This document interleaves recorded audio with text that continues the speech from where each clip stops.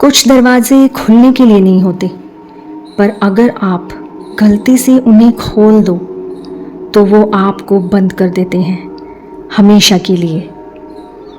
नमस्कार, मेरा नाम रेनू है। मैं आपको कहानियाँ सुनाती हूँ। साल 1998, झारखंड का एक छोटा सा रेलवे टाउन, पुराने रेलवे क्वार्टर्स की एक लंबी लाइन जिनमें ज़्यादातर अब बस खंडहर बन चुके थे। लेकिन क्वार्टर नंबर 6 के बारे में सबका कुछ अलग ही कहना था। एक अलग ही डर सबके मन में था। लोग कहते थे कि वहाँ से रात को पीली पीली बीमार सी रोशनी आती है, और वो रोशनी किसी बल्ब की नहीं बल्कि किसी की आंखों की होती है जो कि बस आपको देख रही होती है। आज इतने सालों बाद नए लोको पायलट शेखर को वही क्वार्टर दे दिया गया। रेलवे ऑफिस वालों ने चुपचाप बस इतना कहा, अगर रात को कोई दरवाज़ा खटखटाए तो जवाब मत देना। शेखर ने उनकी बातों को अनसुना कर दिया और अपने कमरे में चला गया। उस दिन वो बहुत थक चुका था। अब रात हो चुकी थी तो वो सोने की तैयारी करने लगा, और इतना थक गया था कि लेटते ही उसे नींद भी आ गई। पहली रात करीब 2 बजे दरवाजे से टक टक की आवाज़ आई।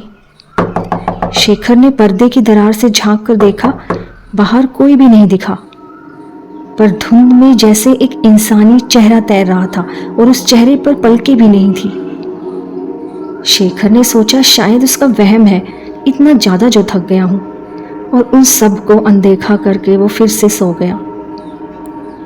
अगले दिन सुबह फिर वो अपने काम में मशगूल हो गया था और रात की सारी बातों को भूल चुका था। फिर थक हार कर वो रात को अपने कमरे में आता है, और आती है दूसरी रात उस कमरे में। टक टक, बिल्कुल उसी करीब 2 बजे दरवाजे पर दस्तक होती है। उसने खिड़की से झांक कर देखा, हरी साड़ी में बहुत भीगी हुई एक औरत, जिसका चेहरा पूरी तरह अंधेरे में ढका हुआ, लेकिन उसके गले से एक अजीब घुटी हुई सांस खींचने की आवाज़ आ रही थी, जैसे कोई पानी में डूबते वक्त खींचता है। और तभी उसके सिर के पास दीवार से एक लंबा सा काला हाथ निकला, जो धीरे धीरे दरवाजे पर खरोच लगाने लगा। यह सब देखकर शेखर इतना घबरा गया कि भागकर अपने कमरे में अपने बेड के नीचे छिप गया। जैसे तैसे उसने उस दिन रात गुजारी, और अगले दिन सुबह वो उस कमरे से बाहर निकला और अपने काम में फिर से मशगूल हो गया।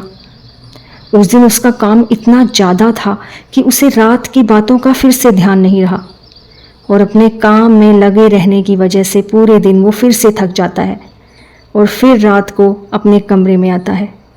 अब बारी आई है तीसरी रात की, पर जैसे ही रात होती है शेखर ने इस बार सोच लिया था कि आज जैसे ही वो आती है वो फटाफट उसके लिए दरवाज़ा खोल देगा। आज वो इस कहानी का अंत करके ही रहेगा, क्योंकि भूत तो होते ही नहीं है। ये जरूर किसी की साजिश है। कोई मुझे मेरी नौकरी से हटाना चाहता है, और ज़रूर अपने किसी रिश्तेदार को मेरी जगह लगाना चाहता होगा। आखिर इतनी अच्छी सरकारी नौकरी जो है। ये सब सोचते हुए शेखर रात के 2 बजे का इंतज़ार करने लगा, और जैसे ही रात के 2 बजे वही आवाज़ दरवाजे पर आने लगी, तभी शेखर ने टॉर्च ली और झट से दरवाज़ा खोल दिया। वो औरत अब बिल्कुल पास खड़ी थी। चेहरा साफ दिखा, गहरे खून से लथपथ गड्ढे जैसी आंखें, फटे हुए होठ जिसमें जंग लगे रेल के कील बाहर निकले हुए थे। उसके पैरों के नीचे का फर्श बिल्कुल गीला पड़ा हुआ था, और उस गीलेपन में रेल की पटरियों के टुकड़े, जंग लगे पेंच और टूटी हड्डियां तैर रही थी। वो फुसफुसाई, मेरा कमरा वापस कर दो वरना जिंदा नहीं बचोगे। शेखर इतनी भयानक औरत को देखकर एकदम से भागा, और उसके पीछे से दरवाज़ा अपने आप बंद हो गया, और कमरे की खिड़की में वही पीली बीमार सी रोशनी बहुत तेज जलने लगी, और उसके पीछे पीछे 2 भयानक हाथ उसको पकड़ने के लिए भागने लगे, जो सिर्फ शेखर को उस कमरे से बाहर निकालने की कोशिश कर रहे थे। शेखर जैसे तैसे अपने आप को बचाता हुआ इधर उधर भागने लगा, लेकिन कुछ ही वक्त में उन हाथों ने शेखर को दबोच लिया। अगले दिन सुबह लोगों ने जब कमरे में शेखर को देखा तो उसका कुछ पता नहीं था और इस वक्त कमरे का हाल बिल्कुल ठीक ठाक, जैसे वहाँ पर कुछ हुआ ही ना हो। सभी ने शेखर को ढूंढने की बहुत कोशिश करी, पर शेखर का गायब होना एक राज ही बनकर रह गया। तभी लोगों ने रेलवे ट्रैक पर भी देखा, एक हरी साड़ी का जला हुआ टुकड़ा, टूटी हुई चूड़ियाँ और एक रेलवे टिकट जिस पर तारीख थी 12 साल पुरानी, उसी रात की जब क्वार्टर नंबर 6 में रहने वाली औरत ट्रेन के नीचे कट गई थी। आज भी अगर आप 2 बजे उस क्वार्टर के पास खड़े हों तो दीवार के भीतर से नाखूनों के रगड़ने की आवाज़ आती है और कोई धीरे से फुसफुसाता है, ये मेरा कमरा है।